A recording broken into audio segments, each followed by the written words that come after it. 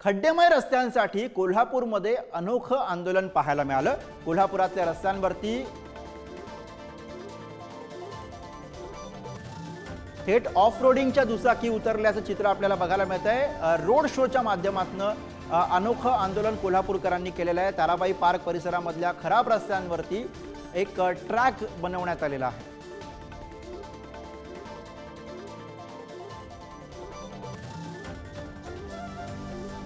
एवढा त्रास होतोय की अशा डर्ट ट्रॅक वरच्या गाड्या आता चालवाव्या लागतात रस्त्यावर। रोडवर चालणं फार मुश्किल झालेलं आहे आणि पर्यावरणानुसार अवघड झालेलं आहे। माणसांना चालता येत नाही इथं।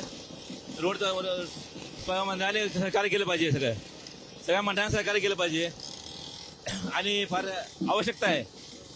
रोड आपलं देवान दिलेलं जे नाही शरीर जपून शेवटपर्यंत जपलं पाहिजे आपण शेवटपर्यंत। खर तर अशा पद्धतीच्या गाड्या ज्या आहेत त्या घेऊन आंदोलन करावं लागतंय। रस्ते खराब आहेत, कशा पद्धतीने प्रशासनाला आता तुम्ही आंदोलनात? हे प्रशासन अगदी सुस्त आहे, यांना मस्ती आली आहे पैशाची आणि यांना जनतेच्या सुविधांकडे अजिबात लक्ष द्यायला वेळ नाही।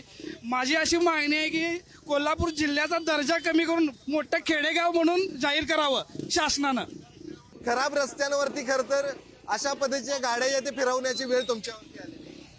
कोल्हापूर महानगरपालिकेने आमच्यासाठी डर्ट रेसची जी ग्राउंडची सोय आहे ती सध्या ह्या रोडवरतीच केलेली आहे। कोल्हापुरातल्या सगळ्या रस्त्यांची ही कंडिशन ही अशीच बघायला मिळेल तुम्हाला। आणि या ठिकाणी ह्या डर्ट रेसच्याच फक्त बाईक चालू शकतात अशा प्रकारच्या रस्त्यावरती। त्यांच्या कल्पनेतून हे सगळं आंदोलन उभं राहिले। शिरोडकर आपल्या सोबत आहेत। काय नेमका त्रास आता सहन करावा लागतो? अशा पद्धतीच्या गाड्या ज्या आहेत त्या आता या रस्त्यावर आणायची वेळ जी आली। हा एक उपवासात्मक आंदोलन करण्याचा पण सकारात्मक भूमिकेनं करण्याचा प्रयत्न केलेला आहे। या आंदोलनाचं लोकहितासाठी व सर्वांसाठी असंच आंदोलनाचं स्वरूप आहे। कुठल्याही प्रकारच्या वेगळ्या भावना या आंदोलन करताना नाही आहेत, पण सत्य परिस्थिती लोकांच्या समोर, लोकांची जी आहे, लोकांच्या भावना आहेत ही प्रशासनानं समोर येऊन जाणून घ्याव्यात व यातून कोल्हापूर शहराला मुक्त करावं। चांगले रस्ते या बेसिक अपेक्षा आमच्या आहेत, या आपण पूर्ण कराव्यात एवढंच मी या आंदोलनाच्या वतीनं आपल्याला सांगतो। आणि हा रस्ता नुसता डागडुजी न करता पूर्ण डांबरी होईल याची अपेक्षा बाळगतो। प्रशासन या सगळ्या आंदोलनाची कशा पद्धतीनं दखल घेते आणि या कोल्हापूरकरांना चांगले रस्ते कधी देतं हे देखील पाहणं आता गरजेचं असणार आहे। कॅमेरामन ओंकार वळवडेसह शेखर पाटील, पुढारी न्यूज, कोल्हापूर।